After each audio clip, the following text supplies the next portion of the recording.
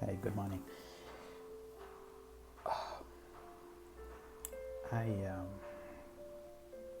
I'm trying to do a recording after a very long while. It's been a long time since I've done anything that's like a solid recording, and I'm not one of those professional people when it comes to recording, YouTube videos and that YouTube kind of stuff. So one of the reasons I actually do these recordings is so that when my young man gets to a mature age, I don't know, 20 or also 25, I can kind of look back and say, hey, daddy actually, sort of left something, for me to look at and see how he lived his life when he was a bit younger, right? So this is not really something professional for me to look and say, hey, I'm a really pro when it comes to YouTube stuff and all that. No, it's not.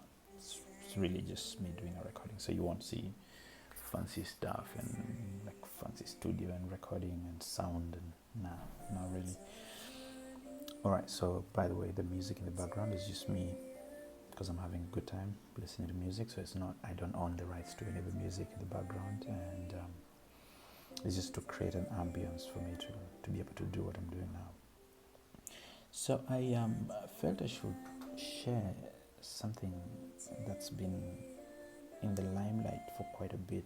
I think 2020 has come with a lot, and of course we start off with COVID-19 in February and March, and right after that, actually in the middle of all of that, then we're in a wake of a lot of racist attacks all across America, and of course it gets to the rest of us in the rest of the world. And being a black person and being an African person, you kind of say that could be me if I was actually in America.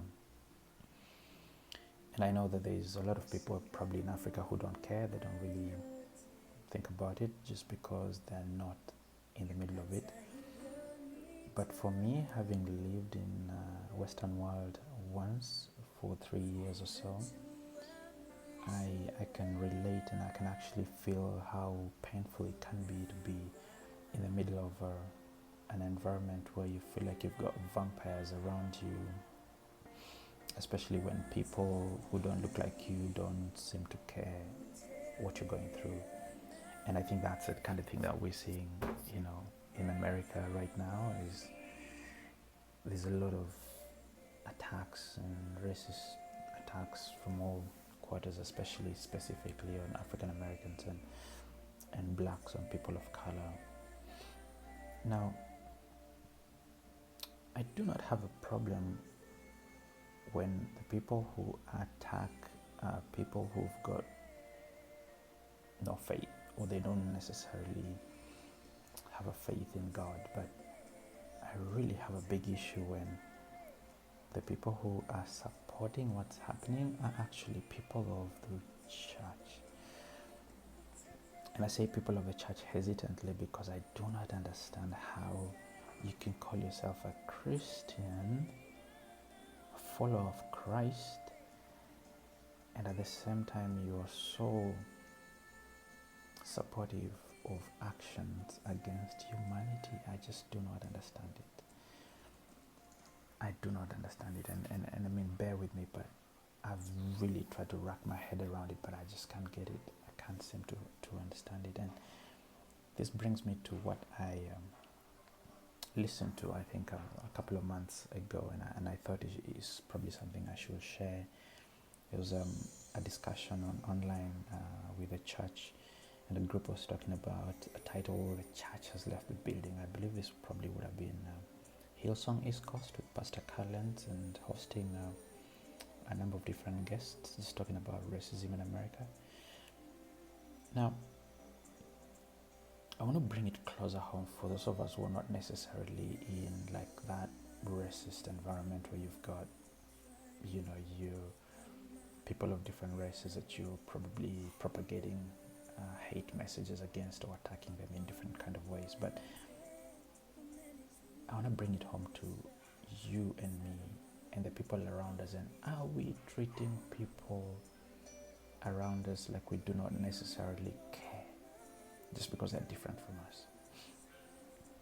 So the question was posed, am I being racist whenever I think there's a group of people who is inferior compared to me? Do I consider myself superior? It could be from a different tribe, it could be from a different community, it could be from a different neighboring country, and you think you are superior to them. Do you think God will want you to do that? Christ said, if anyone wants to be the greatest amongst all, he must be the least of them all. And if you have such thoughts, that you think someone is superior, weaker than you, and you're more superior to them, are you acting on such thoughts? And that gets very, very bad. If you act on such thoughts, it becomes very, very bad.